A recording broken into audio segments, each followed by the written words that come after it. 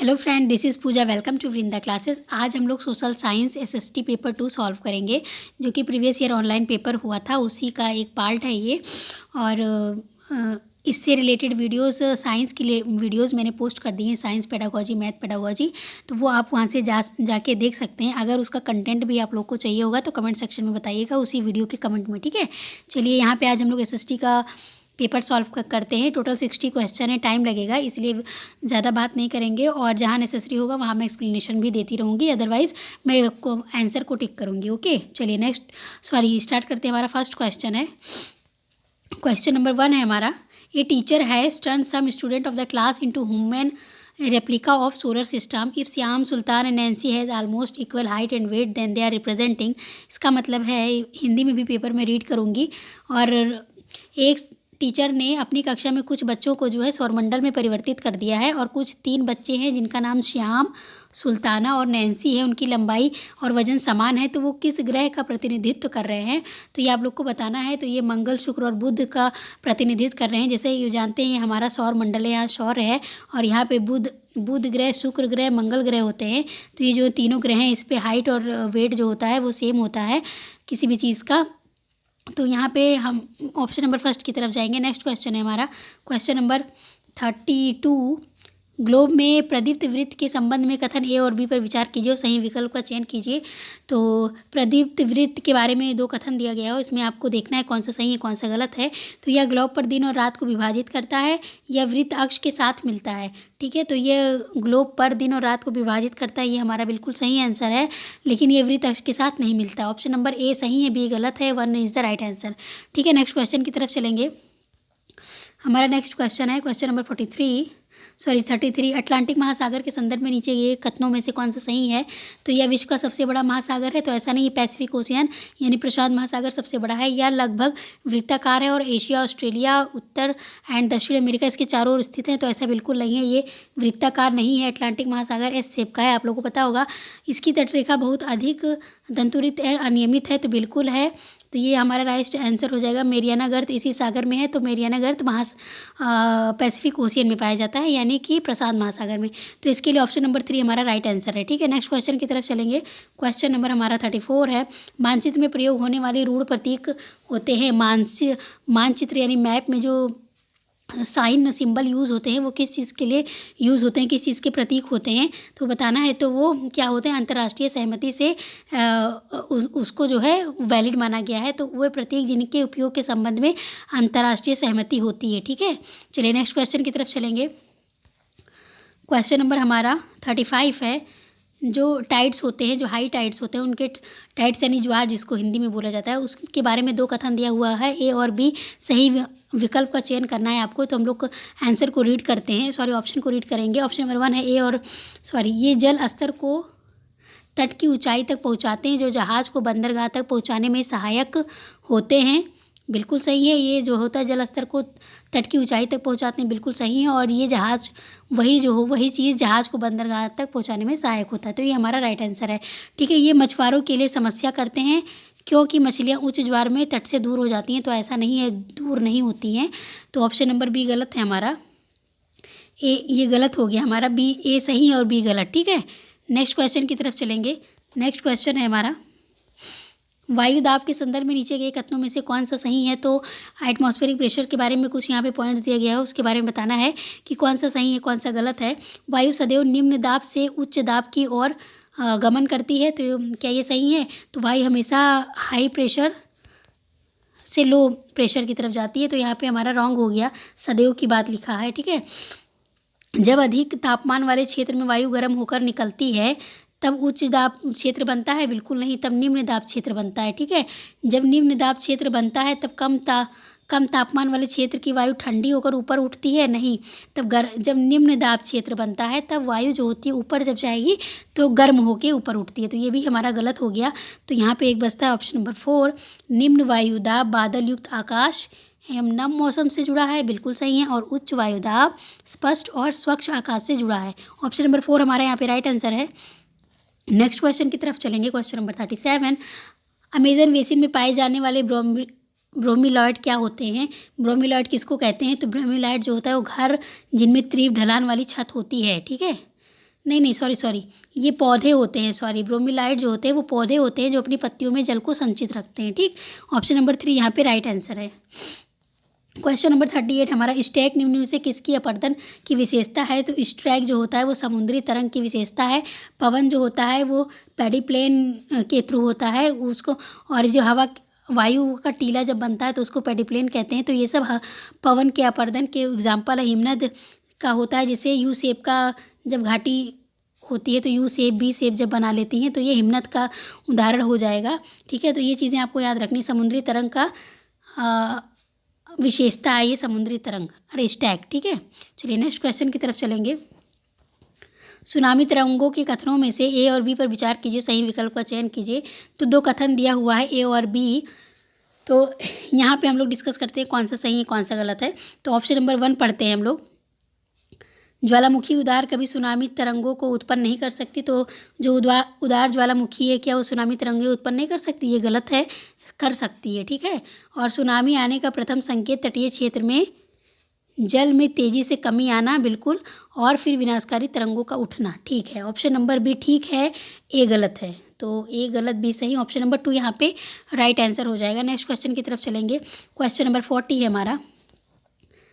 दिए गए लक्षण ए और बी के आधार पर वायुमंडल की परत को पहचानिए। कुछ कैरेक्टरिस्टिक दिए गए हुए हैं वायुमंडल की लेयर को लेकर, तो आपको बताना है कि कौन सा लेयर उस कैरेक्टरिस्टिक को फॉलो करता है। तो इस परत में बढ़ती ऊंचाई के साथ तापमान बढ़ता है और यह परत रेडियो संचार में मदद करती है। तो रेडियो संचार में कौन सी परत मदद करती है? बाहरी वायुमंडल मदद करती है। ठीक है, चलिए, ओजोन लेयर हमारा किस मंडल में प्रेजेंट है? तो समताप मंडल में ओजोन लेयर पाया जाता है। ठीक, ओजोन लेयर।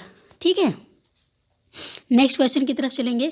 मध्य मंडल जो हमारा होता है सबसे ठंडा मंडल होता है, मतलब सबसे ठंडा लेयर है एटमॉस्फेयर का। ये सब आप ध्यान रखना, वहाँ टेम्परेचर -डिग्री पे भी चला जाता है। ठीक, नेक्स्ट क्वेश्चन है क्वेश्चन नंबर 41। निम्नलिखित में से किनको सतत पोषणीय विकास के सिद्धांत में शामिल किया जाना चाहिए? तो इसके लिए आपको ऑप्शन रीड करिए। ऑप्शन नंबर स्टेटमेंट 1 है पृथ्वी की जीवन शक्ति और विविधता का संरक्षण करना, तो बिल्कुल ये है। पर्यावरण के प्रति व्यक्तिगत व्यवहार और अभ्यास में परिवर्तन लाना, बिल्कुल ये होना चाहिए। ऑप्शन नंबर 3 है पर्यावरण संसाधनों का उपयोग को बंद करना चाहिए, प्राकृतिक संसाधनों का, तो ये हमारा गलत है। मानव जीवन की गुणवत्ता को बढ़ाना, ये भी बिल्कुल सही है। तो जहाँ जहाँ ऑप्शन सी है उसको हम लोग काट देंगे। Option number 4 is the right answer. ठीक है, नेक्स्ट क्वेश्चन पे चलेंगे। क्वेश्चन नंबर 42 है खनिज के संबंध में निम्नलिखित में से कौन सा कथन सही है? तो इसको हम लोग रीड करते हैं। खनिज बिना किसी मानवीय हस्तक्षेप के प्राकृतिक प्रक्रियाओं द्वारा निर्मित होते हैं। ठीक, तो बिल्कुल सही है। अभ्रक और क्रोमोलाइट अलोह खनिज हैं, तो अलोह खनिज नहीं है। अलोह मतलब नॉन फेरस हैं, तो नॉन फेरस नहीं है। जो खनिज कम गहराई में स्थित होते हैं उन्हें विवरित खनन द्वारा निकाला जाता है। तो बिल्कुल जो बहुत गहराई में स्थित होते हैं उनको विवरित खनन द्वारा निकाला जाता है। खनिज अनवीनीकरण संसाधन है, तो बिल्कुल सही है। ठीक है, तो हमारा जहाँ पे ऑप्शन नंबर बी है वो गलत है, तो ऑप्शन नंबर 4 यहाँ पे राइट आंसर हो जाएगा। ठीक, नेक्स्ट क्वेश्चन पे चलेंगे। क्वेश्चन नंबर 43, इसको रीड करते हैं। मृदा के निर्माण को प्रभावित करने वाले कारकों का मिलान करिए। तो इसमें आपको कारक को पहचानना है, कौन सा यहाँ पे राइट आंसर हो जाएगा। तो यहाँ पे चार ऑप्शन दिए गए हैं, चारों को मैच करना है। वनस्पति, प्राणी जगत और सूक्ष्म जीव ये मृदा में हुमस निर्माण की दर के लिए रिस्पॉन्सिबल हैं। ठीक है, तो ऑप्शन नंबर 2 यहाँ पे ए को 2 से मिलाना है। ठीक, और जनक शैल क्या होते हैं? तो जनक शैल जो होते हैं वो मृदा के रंग और गठन से संबंधित है। जलवायु अपक्षय की दर और समय जो होता है मृदा परिच्छेदिका की मोटाई को इफेक्टेड करता है, या कह सकते हैं ये कारक है उसके। ठीक है, नेक्स्ट क्वेश्चन की तरफ चलेंगे। नेक्स्ट क्वेश्चन है हमारा क्वेश्चन नंबर 44 है परंपरागत स्रोत के रूप में प्राकृतिक गैस की उपयोगी पक्ष क्या हैं? तो इसको हमको बताना है कि इसके उपयोगी पक्ष क्या क्या हैं।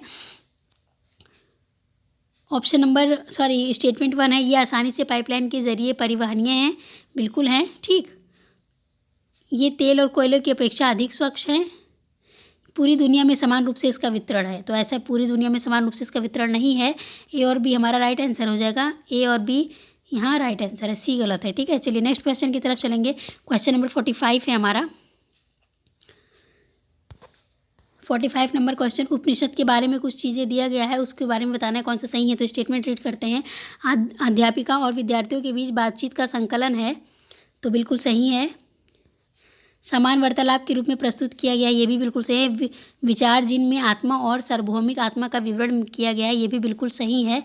तो ये सारी बातें जो है उपनिषद से रिलेटेड हैं और ये बिल्कुल सही है। ठीक है, कई तरह के उपनिषद हमारे SST में देखने को मिलते हैं आपको। नेक्स्ट क्वेश्चन की तरफ चलेंगे। क्वेश्चन नंबर 46 है हमारा, पुरुष और महिला कंकाल अवशेषों के अध्ययन और उनमें विभेद करने के लिए हमें ध्यान देना चाहिए। अगर अवशेषों के बारे में अध्ययन करना है, उसके बेस पे बताना है कि पुरुष और महिला के कंकाल को कैसे डिफ्रेंशिएट करना है, तो ये आपको यहाँ बताना है। पहने हुए आभूषण पर, तो बिल्कुल नहीं, पहने हुए आभूषण पहले ज़माने के लोग तो जेंट्स लोग भी पहनते थे ना, राजा महाराजाओं को देखिए। हड्डियों की संरचना पर, क्योंकि बड़े कूल्हे की हड्डियाँ एक महिला को दर्शाती है, बिल्कुल यहाँ पे राइट आंसर 2 हो जाएगा, बाकी सारे ऑप्शन गलत हैं। ठीक है, चलिए नेक्स्ट क्वेश्चन की तरफ चलेंगे। क्वेश्चन नंबर 47 है हमारा। 47, अकबरनामा के अनुसार सूबेदार का क्या कार्यभार होता था? तो सूबेदार का कार्यभार होता था राजनीतिक एंड वित्तीय कार्य का संचालन करना। ठीक है, चलिए नेक्स्ट क्वेश्चन की तरफ चलेंगे। क्वेश्चन नंबर 48 है हमारा, बंगाली एक क्षेत्रीय भाषा के रूप में विकसित होने के कारक हैं। क्या क्या कारक हैं जिनका एक अलग से क्षेत्रीय भाषा के रूप में उसका विकास हुआ? तो वाणिज्य समझौता और राजनीतिक कारक जो हैं ये हैं। ऑप्शन नंबर ए, बी दोनों सही हैं। ठीक है, नेक्स्ट क्वेश्चन की तरफ चलेंगे। नेक्स्ट क्वेश्चन हमारा 49 नंबर का क्वेश्चन है, महाराष्ट्र के संत कवियों ने विरोध किया था, किसका विरोध किया था? सभी प्रकार के कर्मकांडों का, जन्म पर आधारित सामाजिक अंतरों का, परिवार के साथ रहने के विचार का। तो ये हमारा गलत आंसर है। ऑप्शन नंबर ए, बी दोनों राइट आंसर है, तो ऑप्शन नंबर 1 यहाँ पे राइट है। ठीक है, नेक्स्ट क्वेश्चन की तरफ चलेंगे। क्वेश्चन नंबर 50 है हमारा, 19वीं सदी में कौन सी आदिवासी समूह मुख्यतः बकरियों का पालन करता था? तो बकरियों के पालन से संबंधित है बकरवाल।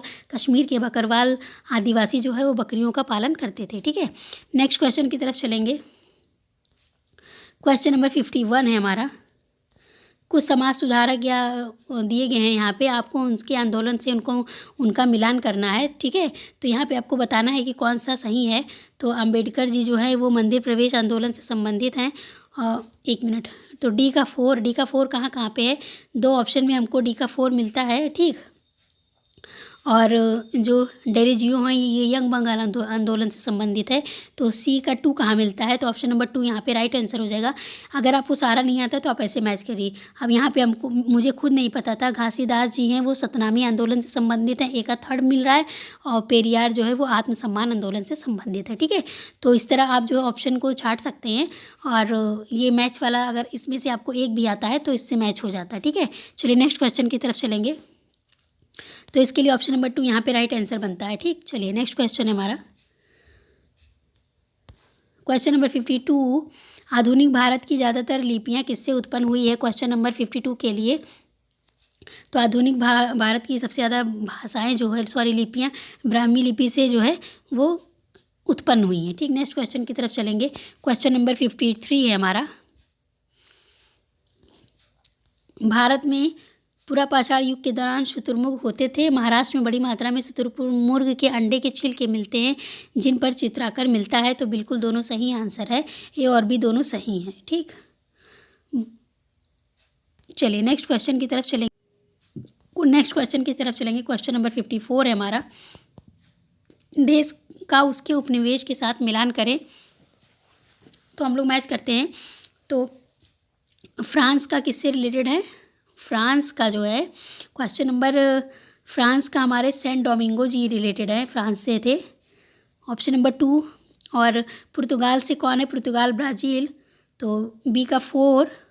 ठीक, इंग्लैंड के जमैका और स्पेन के वेनेजुएला। ठीक है, ठीक, तो ये सारी चीज़ें आप उससे मैच करते हो, ये देश है, ये उसके उपनिवेश हैं। ठीक है, चलिए तो ऑप्शन नंबर 2 यहाँ पे मैच हो रहा है, राइट आंसर है। चलिए नेक्स्ट क्वेश्चन की तरफ चलेंगे। क्वेश्चन नंबर हमारा 55 है, साम्राज्यवादी ऐतिहासिक पेंटिंग के बारे में कुछ विकल्प दिया गया है, उसको आपको पहचानना है। साम्राज्यवादी फतह की लोक स्मृतियाँ गढ़ती हैं, अंग्रेज़ों को अज्ञेय और सर्वशक्तिशाली रूप में प्रस्तुत करती हैं, यूरोप में बहुत लोकप्रिय है, भारत को पूरी प्रामाणिकता के साथ दर्शाती है, तो इसका ये भारत को पूरी प्रामाणिकता के साथ दर्शाती है, ये ऑप्शन गलत है। बाकी साम्राज्यवाद से रिलेटेड तीनों चीज़ ऑप्शन सही है, ठीक है। ऑप्शन नंबर 2 यहाँ पे राइट आंसर है। नेक्स्ट क्वेश्चन की तरफ चलेंगे। चलिए नेक्स्ट क्वेश्चन हमारा क्वेश्चन नंबर 56 है। आईने अकबरी के बारे में निम्नलिखित कथनों को पढ़िए और उसका आंसर दीजिए, ठीक है। यह अकबरनामा का दूसरा भाग है, तो दूसरा भाग नहीं है, ठीक। अकबरनामा अलग है, ये आईने अकबरी अलग है। यह अकबर के शासनकाल की घटनाओं का विवरण देती है, तो बिल्कुल नहीं, ठीक। यह लोगों की परंपराओं और संस्कृति का विवरण देती है, ये बिल्कुल ठीक है। यह बहुत सारी चीज़ों की संख्या की विवरण देती है, ठीक है। तो ऑप्शन नंबर सी और डी यहाँ पे राइट आंसर हो जाएगा। बाकी 1 2 यहाँ पे गलत है। आईने अकबरी अबुल फजल के द्वारा लिखा गया था, ठीक है, ये तो ये आपको ध्यान रखना है।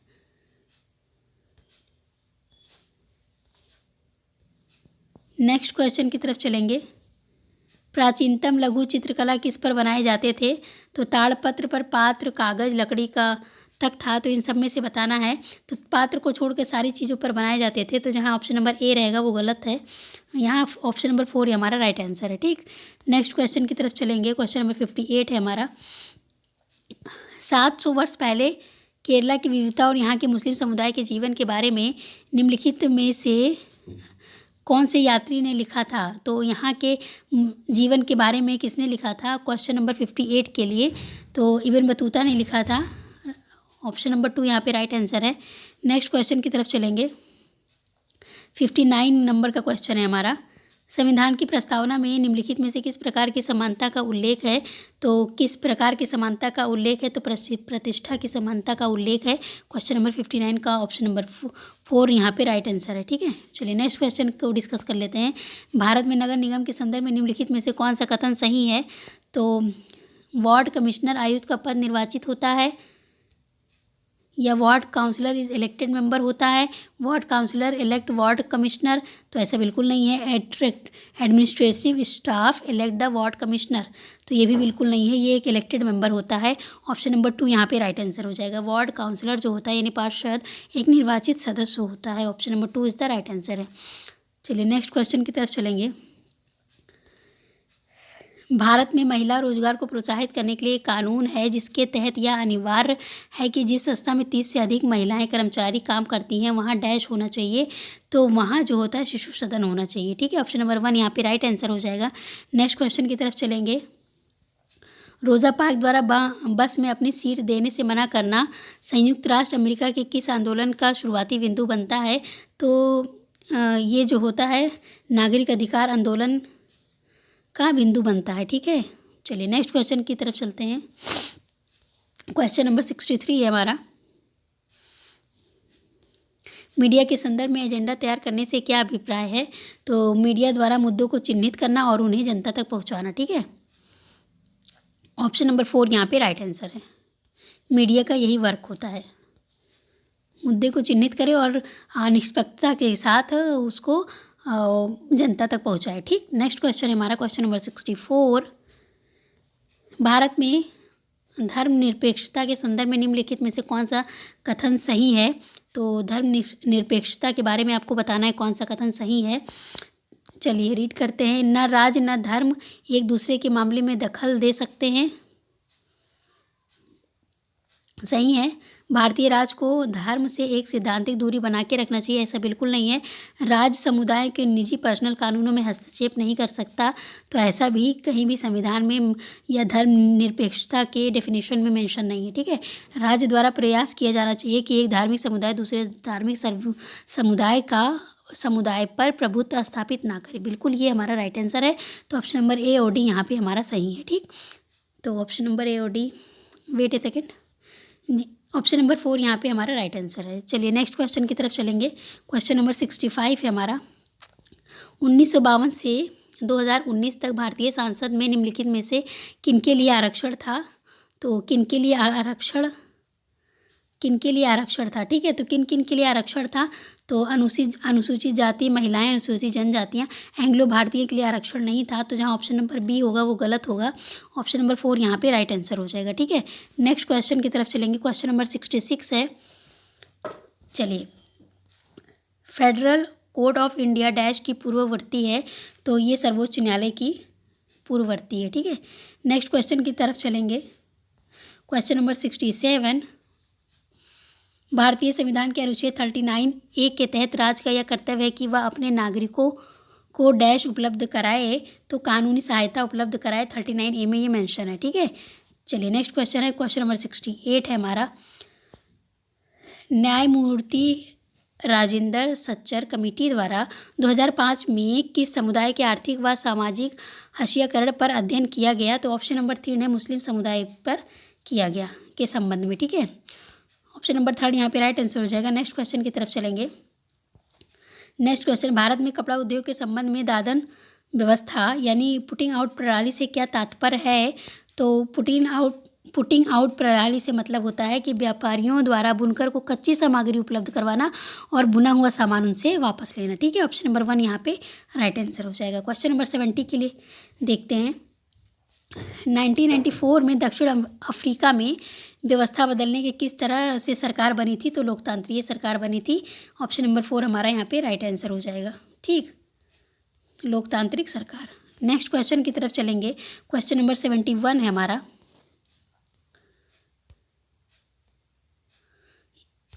यहाँ से क्वेश्चन नंबर 71 है हमारा। सामाजिक विज्ञान के शिक्षण शास्त्र अब उच्च प्राथमिक स्तर पर नागरिक शास्त्र का शब्द का प्रयोग नहीं करते हैं, तो इसके लिए कौन सा ऑप्शन बेटर है, क्यों नहीं करते हैं? स्टेटमेंट पढ़ लेते हैं। नागरिक शास्त्र एक खास औपनिवेश अतीत से पनपा हुआ है, इसलिए इसे बदलने की ज़रूरत है। बिल्कुल ठीक है। इससे एक आलोचनात्मक दृष्टि समाहित है। बिल्कुल है, आलोचनात्मक दृष्टि समाहित है। ये हमारा नहीं, कोई आलोचनात्मक दृष्टि नहीं समाहित है। ठीक है, ये कोई ऑप्शन नहीं है। यह केवल सहकारी संस्था और कार्यक्रमों का विवरण देने पर ही केंद्रित था। बिल्कुल है।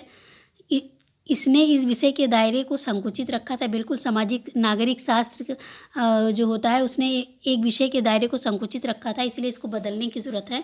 तो ऑप्शन नंबर बी को छोड़कर हमारा तीनों ऑप्शन सही हैं, तो ACD यानी ऑप्शन नंबर 3 यहाँ पे राइट आंसर हो जाएगा। नेक्स्ट क्वेश्चन की तरफ चलेंगे। क्वेश्चन नंबर 72 है हमारा। मस्जिद के विषय पर ऐतिहासिक कल्पना जागृत करने के लिए सबसे प्रभावी विधि होगी? तो मस्जिद के ऊपर एक किंवदंती सुनाना, किसी विशेषज्ञ को निमंत्रित करना, किसी स्थानीय मस्जिद की यात्रा आयोजित करवाना या एक डॉक्यूमेंट्री फिल्म दिखाना। तो ऑप्शन नंबर 3 यहाँ पे राइट आंसर हो जाएगा। ठीक है, किसी स्थानीय मस्जिद की यात्रा आयोजित करना। ठीक, नेक्स्ट क्वेश्चन की तरफ है। Map, coin and timelines are most important suitable for, किस लिए सुटेबल होते हैं? मानचित्र, सिक्के और समय रेखा। तो ये हमारे इतिहास के लिए सुटेबल होते हैं। ठीक है, यानी उपयुक्त होते हैं। नेक्स्ट क्वेश्चन की तरफ चलेंगे। Question number 74, which of the following does not represent a primary source? Primary source को का प्रतिनिधित्व नहीं करते हैं। ऑप्शन नंबर 1 है मौसम की दैनिक जानकारी का संग्रह, या भारत के आर्थिक सर्वेक्षण की समीक्षा, या जन्म एवं मृत्यु का पंजीकरण, या हड़प्पा के नृत्य करती हुई लड़की का प्रतिरूप। वो प्राथमिक सोर्स का साइन नहीं है, तो यहाँ पे ऑप्शन नंबर डी है, हड़प्पा के नृत्य करती हुई लड़की का प्रतिरूप। ये प्राथमिक सोर्स में नहीं आती हैं। ऑप्शन नंबर डी यहाँ पे राइट आंसर हो जाएगा। ठीक है, ये नहीं आती हैं, नहीं यहाँ पूछा गया है, इसलिए यहाँ पे राइट आंसर सी हो जाएगा। ठीक, चलिए नेक्स्ट क्वेश्चन की तरफ चलेंगे। क्वेश्चन नंबर 75 है हमारा। समाज विज्ञान के विषय शिक्षण में समुदाय एक महत्वपूर्ण संसाधन है, क्योंकि यह सस्ता एवं सुलभ है। ऐसा नहीं है। वृद्ध लोग बुद्धिमान होते हैं, ऐसा भी बिल्कुल नहीं है। समुदाय के ज्ञान को बिना आलोचना के स्वीकार किया जा सकता है, ऐसा नहीं। यह वास्तविक परिस्थितियों में सीखने का अवसर प्रदान करता है, इसीलिए एक महत्वपूर्ण संसाधन है समुदाय। ठीक है, चलिए नेक्स्ट क्वेश्चन की तरफ चलेंगे। स्टेटमेंट और असेसन दिया गया है, यहाँ पे हमको देखना है कौन सा सही है कौन सा गलत है। चलिए, 2 स्टेटमेंट हैं, इसको रीड करते हैं।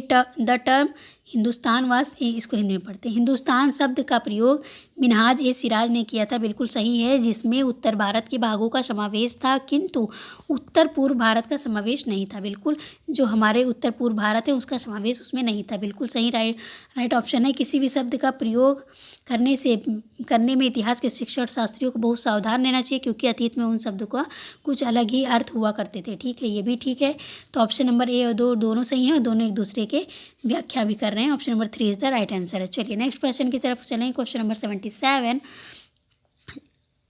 बच्चों को सामाजिक एवं राजनीतिक जीवन, काल्पनिक वृत्तांत अथवा केस स्टडी या उन अभ्यास के आधार पर पढ़ाया जाए जो बच्चों के अनुभव से जुड़े हों। बिल्कुल सही बात है, क्योंकि बच्चे ठोस अनुभव के माध्यम से सीखते हैं। ठीक है, तो ये भी बिल्कुल सही है, ए और बी दोनों सही है, ए का सही व्याख्या भी है। ठीक है, चलिए नेक्स्ट क्वेश्चन है क्वेश्चन नंबर 78। दो स्टेटमेंट दिए हैं, हिस्ट्री मिथ, इतिहास मिथ्या है, इतिहास स्रोतों की व्याख्या पर आधारित है। तो बिल्कुल ऑप्शन नंबर 2 हमारा राइट आंसर है। सॉरी, यहाँ पे बताना ए गलत है किंतु बी सही है। ऑप्शन नंबर 2 यहाँ राइट आंसर है। ठीक, चलिए नेक्स्ट क्वेश्चन की तरफ चलेंगे। क्वेश्चन नंबर 79 है हमारा। स्टेटमेंट 1 है, the syllabus of social science have scope for getting standard. सामाजिक विज्ञान के पाठ्यक्रम के दायरे में विस्तृत होने की संभावना बनी रहती है।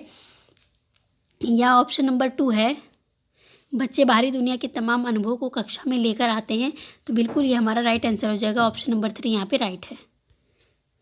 ए और बी दोनों सही हैं। ठीक है, नेक्स्ट क्वेश्चन की तरफ चलते हैं। क्वेश्चन नंबर 8 टीई, किसी कक्षा में यदि शिक्षक शिक्षिका किसी क्षेत्र में लोगों को किसी एक निर्धारित छवि में बांध देती है, तब वह किस चीज़ को बढ़ावा दे रही है। अगर वो निर्धारित छवि में बांध देगी तो पंथ निरपेक्षता को बढ़ावा देती है। ठीक है, सॉरी, वो रूढ़िबद्धता धारणा को बढ़ावा देती है। ऑप्शन नंबर 2 यहाँ पे राइट आंसर हो जाएगा। ठीक, नेक्स्ट क्वेश्चन की तरफ चलेंगे। क्वेश्चन नंबर 81 है हमारा।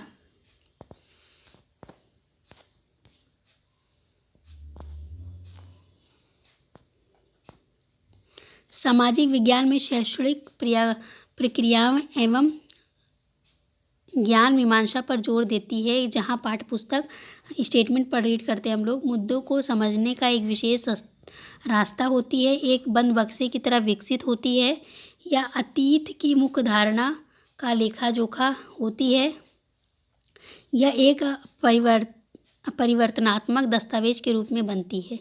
तो शैक्षणिक प्रक्रिया में एक ऐसी ज्ञान मीमांसा पर जोर देती है जहाँ मुद्दे को समझने का एक विशेष रास्ता होती है और परिवर्तन दस्तावेज के रूप में बनती है। ठीक है, ऑप्शन नंबर ए और डी यहाँ पे राइट आंसर हो जाएगा। Option number 2। ठीक है, नेक्स्ट क्वेश्चन की तरफ चलेंगे।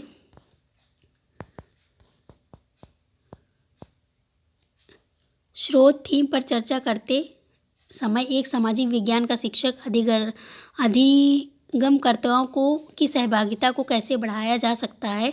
अधिगमकर्ताओं के जीवन से जुड़े। तो आज तक हम यही पेडागॉजी रखते हैं, क्योंकि वीडियो काफ़ी लंबी हो जा रही है और इससे आगे की वीडियोस मैं नेक्स्ट वीडियो में पोस्ट कर दूंगी आप लोग के लिए। ठीक है, जहाँ से पेडागॉजी से रिलेटेड होगा, वो कंटेंट अलग मैं पढ़ाऊंगी, पेडागॉजी अलग। वीडियो थोड़ी लॉन्ग हो जा रही है। ठीक है, तो चलिए आज तक यहीं तक रखते हैं वीडियो को।